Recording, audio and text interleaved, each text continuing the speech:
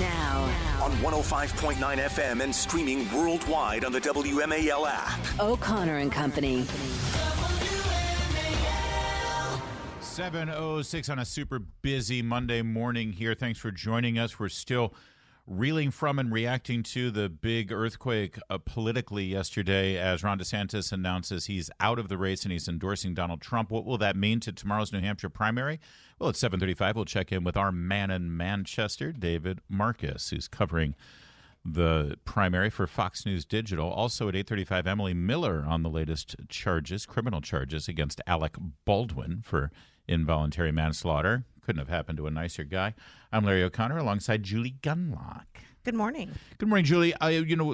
Related to the Ron DeSantis announcement and what that might mean to the Republican race, we've got Joe diGenova joining us. Joe, I do want to get to the recent crime problem here in D.C. too and what could be done about it.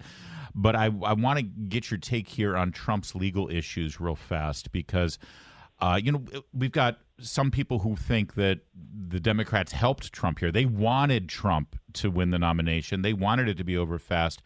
That's why they brought the charges against him, because they think that that's the guy that Biden can beat easily. You've got other people thinking that the Republicans might try to remove Trump at the convention and move Nikki Haley in and all that. How are you reading this, and what dangers might Donald Trump still have in front of him before the election? Well, I don't think they're going to be at the convention. I think any notion that they're going to remove him after him winning a series of primaries is absolutely ludicrous. That's coming from people, like the Trump haters inside the Republican Party. That's absolute nonsense. As far as the legal stuff, there's no doubt that he's been helped by it, at least in the short term. When these things start coming to trial or fruition, you just don't know, because the American people still don't have a very good attention span, and they're not very good at remembering who the good guys and bad guys are.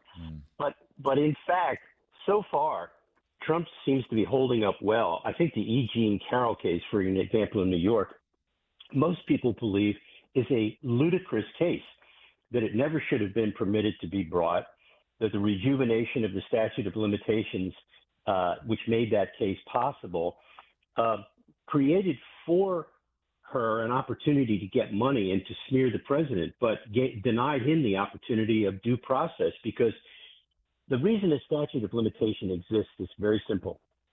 People need to be able to have witnesses, have their memories in shape, not have evidence destroyed. And when cases are brought 25 years after something allegedly occurred, that means that the evidence may not be available anymore. That's why you have statutes of limitations. That was destroyed in this case. And I think no matter what the outcome of the E. Jean Carroll case is in terms of damages, both cases, I think they're eventually going to be thrown out because the statute of limitation, which permitted them to be brought, was unconstitutional. So, Trump's going to do what he does. He's going to get through these cases. And the problems associated with Georgia and Fani Willis, and Nathan Wade and all of that case, by the way, is hanging by its fingertips, because contrary to what some lawyers and judges, former judges so-called, are saying on television, that case can be dismissed for outrageous prosecutorial misconduct. There's just no doubt about it. Actions by a prosecutor which shocked the conscience of the court are grounds for dismissing a case. So with that and Jack Smith's case hanging because of Supreme Court possible decisions, the president's situation is more favorable to him than it was several months ago. And certainly there's just no telling in the legal process what can happen between now and when all these things are supposed to occur. Just look at Fani Willis. Who would have thought? Who would have thought that something like that from out of nowhere comes and the entire case is now in question? Well, Joe, I wanted to ask you about that. A judge in Trump in the Georgia case ordered a hearing on Fani Willis's misconduct claims. Do you think that'll happen? I mean, do you think it could be dismissed this week? I don't think it's going to be dismissed this week, because the judge would have to write a decision, and it would have to be very thoughtful. The judge, Judge McAdoo, seems to have his head screwed on straight. He seems to be the only one in any of the Trump cases, with the exception of the federal judge in Florida, who seems, Judge Cannon. Yeah, she seems pretty strong. Yeah. have complete control of that case and is driving Jack Smith absolutely nuts, Yes. as she absolutely refuses to ignore federal law and tries the case the way it's supposed to be tried. I think Judge McAdoo, it's hard to tell. I think there clearly has been the type of misconduct in the Georgia case between Fani Willis and Nathan Wade that involves conflicts of interest, fraternization with a contractor in a major matter. So I think probably there's going to be some sanctions for removal from the case. Whether or not he will dismiss it is a tough one. Yeah. Very, very difficult to say. If that happens, I wonder if Jenna Ellis would like to have her guilty plea back at this point. It's just really something to see that whole thing fall apart. Yeah. Joe, I'd love to turn your sights. As a former U.S. Attorney for the District of Columbia, of course, part of your job, people forget this, but part of your job is to put the bad guys that commit a crime in D.C. behind bars. I say that because by the current behavior of the U.S. Attorney we've got now, that doesn't seem to be part of the job description.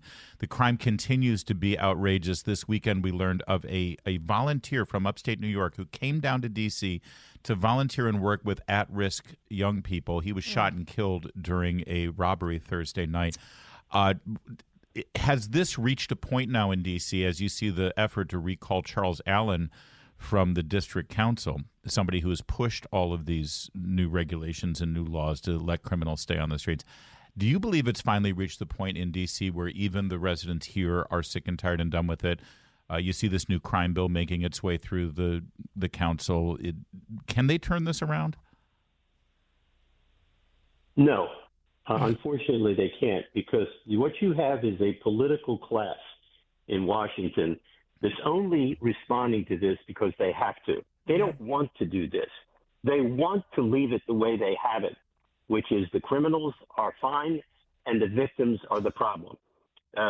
Be the victim of a crime and shut up and, earn your money, pay your taxes so we can stay in our jobs. The problem in D.C. is that you have a one-party system and you get really stupid people in public office. And that includes the mayor, who is really a Class A moron. And then what happens is you get people running the police department who kiss the mayor's fanny.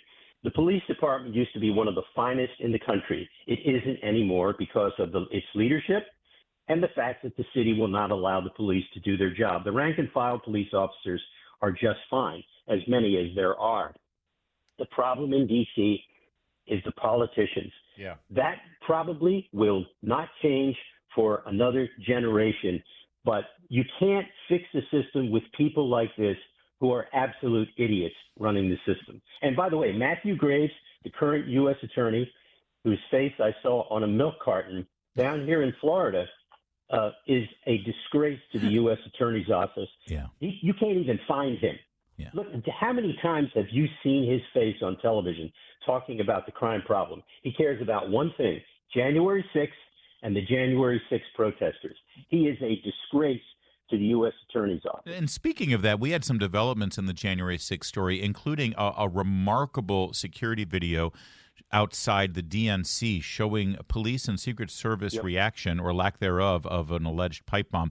Joe, can you stick around? I'm guessing you saw that video as well, right? I did. Can you stick with us and talk about that with us in just a moment? We got to check in with traffic first. Sure. Oh, good. Joe diGenova continues with us on some new revelations about January 6th that sadly confirms what a lot of people believe about what happened that day, or what really didn't happen. First, though, at 7:15. WMAL, making sense of education, because what's happening in your kid's school matters. Download the WMAL app to stream us for free. By the way, they never report the crowd on January 6th. You know, Nikki Haley, did you know they destroyed all of the information, all of the evidence, everything, deleted and destroyed all of it, because of lots of things. Like Nikki Haley is in charge of security. We offered her 10,000 people. They turned it down. They don't want to talk about that. No, that's President Trump on Friday at a campaign event.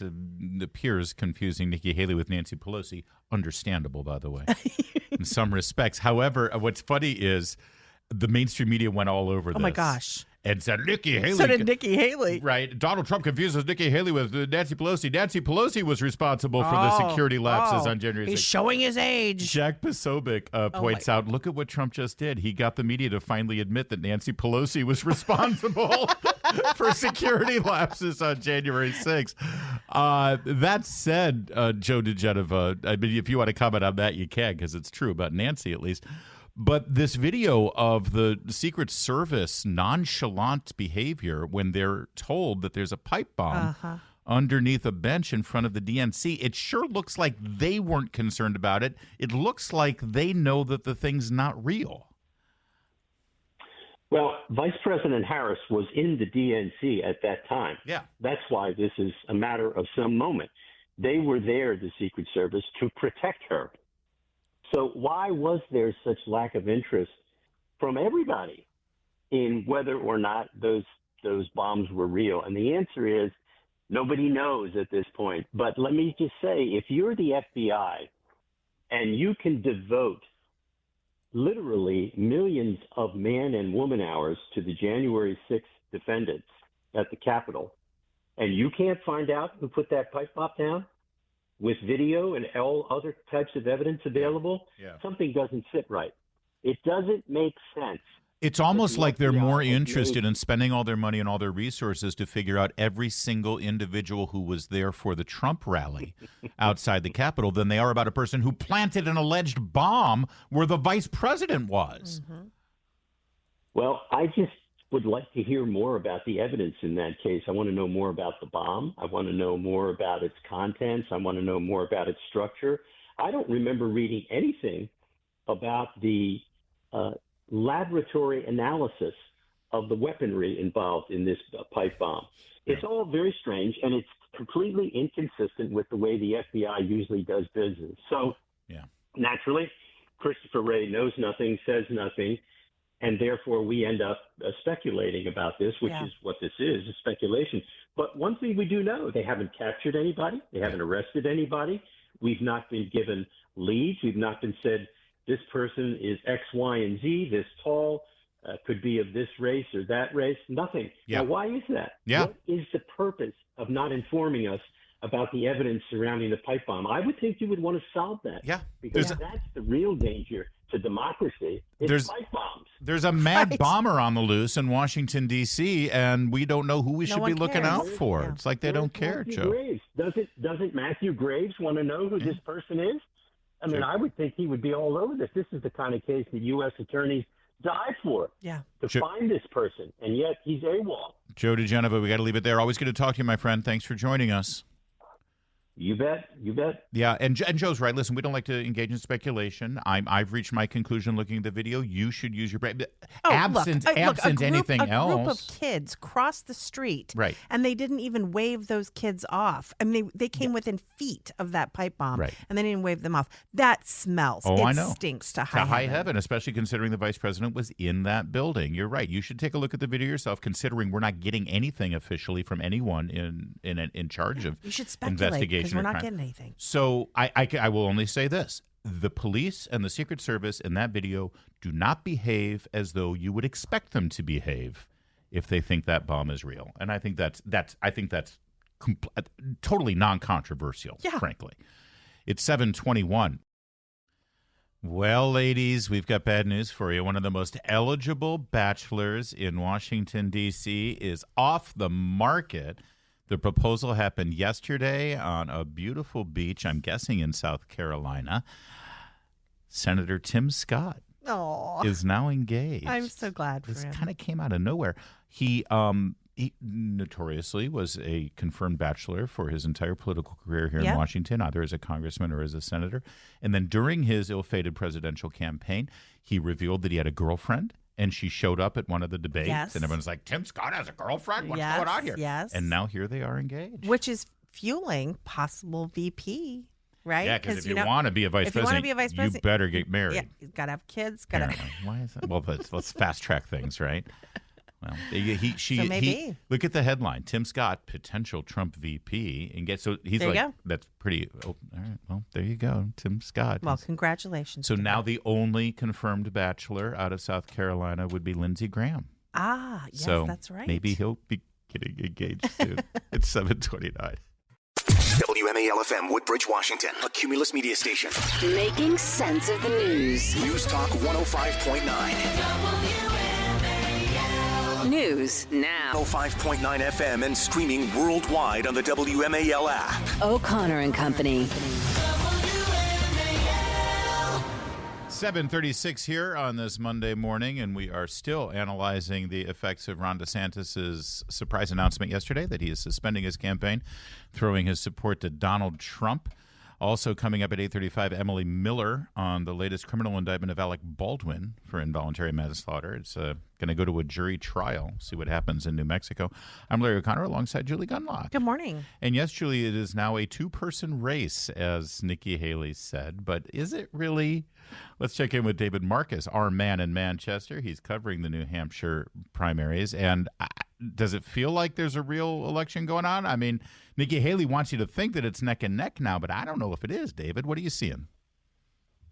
No, it doesn't feel that way. I have to say, I've been up here for a couple of days now, and this is my third New Hampshire primary, and it doesn't feel like the New Hampshire primary. And I'm a little worried that the institution is not going to survive because the Democrats aren't going to go back to New Hampshire first, and I don't know if Republican primaries can carry it. And it's sad, man, because, like, the vibe here has always been like the circus is in town. There's no circus. Yeah, there really isn't. That said, you've been covering a completely, you talk about an underreported story. No, it's an unreported story, and that is the Democrat primary where, of course, Joe Biden is chosen not to participate, but the state is moving forward, and there might be quite a story developing there. Oh, I think that there is. I think that it'll be the biggest story coming out of Tuesday is Dean Phillips' candidacy. I just saw him on Fox and Friends right now. He's starting to get more momentum. Andrew Yang is here. Now, it's interesting because I've looked into this a little bit. Dean Phillips' staff is mostly Andrew Yang 2020 folks. So this is that same sort of group. And Yang's everywhere, man. Like, I was watching a football game with some people from The Spectator, and, like, Andrew Yang wanders in. Like, do they have the sound on here? We're looking for sound. So Yang's pushing it. And listen, if Dean Phillips gets 30-35% and Joe Biden's, like, write-in campaign is somewhere in the 50s, that's a story. And I was talking to some journalists on quote unquote the other side, right, who write for more liberal outlets. And I said to them, how are you going to handle that if that happens? And they said, well, if Haley wins, it won't be much of a story. And I'm like, well, but Haley's not going to win. And he's like, well, if Haley's close, it won't be much of a story. I'm like, you better get ready to spin this somehow, man, because this is happening. So it's going to be very interesting to watch. But it is the news that I think I read this earlier this week. Is he gaining in New Hampshire? What are the polling numbers right now? Dean Phillips? Oh, yeah. Dean Phillips is absolutely gaining. I mean, he's gone from sort of a blip that nobody knew about 3 weeks ago to polling. I've seen polls that have him at 30-35%. Wow. And you have to remember, Joe Biden is not on the ballot. In order to vote for Joe Biden, you have to write his name in. And, of course, that's what if Dean puts up a big number, if Phillips puts up a big number, that's going to be the Biden excuse. Oh, he wasn't on the ballot. He didn't even campaign here. But guess what, buddy? You made that choice. Yeah. Trump, in the meantime, in the latest poll shows him at 52%, again, over that 50% mark. Nikki Haley at 34%. That's with DeSantis still pulling it around 8% because it was before he dropped out. Will Nikki Haley benefit from the fact that there's no Democrat primary? Because it sure looks like she's campaigning for Democrat votes up there. I think we need to be a little bit careful with this narrative because the way that it actually works, Democrats can't walk in tomorrow and say, I want to vote in the Republican primary. A registered Democrat would have had to have made that decision in October when Haley was barely a blip. Good to know. Right? So I think that's a really important thing to understand. I'm not saying that there weren't any Democrats who did that just to try to thwart Trump. But it doesn't make a lot of sense to say Democrats are doing that specifically for Haley because at the deadline, it wasn't about Haley. That having been said, yeah, independent voters could choose to go and vote for Haley. But I really think DeSantis dropping out is going to hurt Nikki Haley. I think almost all of his votes are likely to flow to Trump. And I think DeSantis DeSantis knew that. I was thinking about it last night and this morning. Had DeSantis dropped out the night of Iowa, which I really thought he probably should have, had he done that, Nikki Haley would have had a very good case to say to Donald Trump, listen, you said you'd debate when it got down to one person. It's one person. Let's have a debate in New Hampshire. That didn't happen. So did you go to a Trump event at all? I know that you were scheduled to go to David and I are friends offline, too, not just on the radio. And he was scheduled to go to a DeSantis event. And I guess did you at least get fed? I did eat. They don't tend to feed the press, Larry. Oh, really? You have to get your outlets to give you a per diem or whatever. If you want good. All right. Well, yeah, I wouldn't know about that. It's the only way. I did. No, it was. I haven't been to a Trump event. I may go to one this evening, but I showed up at the DeSantis event. I knew he had dropped out about 45 minutes before, and it was at a little restaurant in Manchester. And what it really kind of turned into was like the DeSantis campaign wake. So there were a lot of supporters. There were some staff, and like instead of having an event, they kind of hung out and said, "Oh, it's a shame. Get them next time." I guess there was one woman who I overheard who said something that struck me, which was she said it felt like a high school breakup. Yeah, that's interesting. And that was kind of the vibe, And look, man, they were happy warriors, right? Like DeSantis did a great job during COVID. We all have friends who were big DeSantis supporters, and they loved him. So be gentle with your DeSantis fan friends today. Well, and by the way, Donald Trump is being gentle with DeSantis and the DeSantis supporters. He was incredibly magnetic. Are you surprised that people are surprised by that? It's like, come on, guys, grow up. This is politics. Done this before. Yes. I mean, yeah, it's like sports, right? Like you hate the guy, you want to tear his head off, and then you get off the field and you're having dinner together. Yeah. I don't know that Trump and DeSantis are going to have dinner together, but no, I mean this is what Trump does. I mean, Trump will tear you down, but once you're back on the team, you're back on the team. We saw that with Ted Cruz. It is what it is. Speaking of that, your Eagles got destroyed by Tampa Bay. I haven't mentioned this to you. That must have been hard for you to see. I got to tell you, I've been so locked into the politics, Larry. I'd love to discuss football with you, but it's just been so much, Larry. We welcome maybe, you. In a couple months we can revisit. We welcome you to the Lions bandwagon. You're on, but you love an underdog. Come on, you're all in for the Lions. I'm all for the Lions. Although I do think, though, there is a sense, and I say this as an Eagles fan, like when we won in 2018, losing doesn't hurt as much anymore because we have one under our belt. And I do think that that's a mixed bag because, the Chicago Cubs aren't the Chicago Cubs anymore, right? The Red Sox aren't the Red Sox. Once you break that streak, and I know they want to, but it kind of changes the lore. So, yeah, I'll take the win.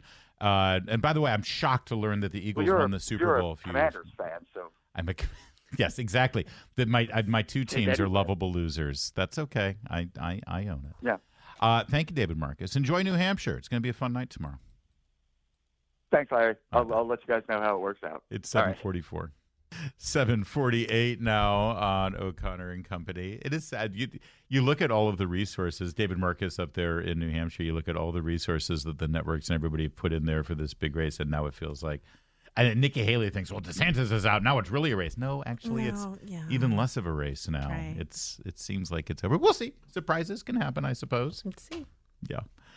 Meanwhile, one of the reasons why we're having this Republican primary is because we really want to defeat the Democrat incumbent, Joe Biden. His foreign policy has gotten even worse, believe it or not, over the weekend.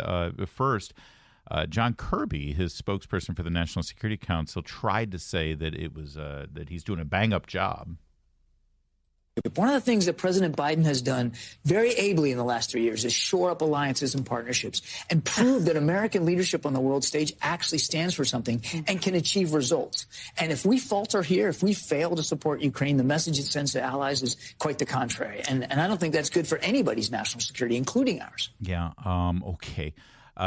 Of course, nobody addressed the fact that Ukraine got invaded by Russia because Joe Biden became president. Right. And it certainly didn't happen with his predecessor. Also, by the way, let's not forget that he took away sanctions against Iran and actually sent money to Iran. Which then went to Gaza, the Hamas. And the Houthis. And CENTCOM has now confirmed that Iranian-backed militias fired numerous ballistic missiles and rockets at the Al-Assad air base in Iraq over the weekend. That's the second time it's happened. There were multiple U.S. service members evacuated for traumatic brain injuries.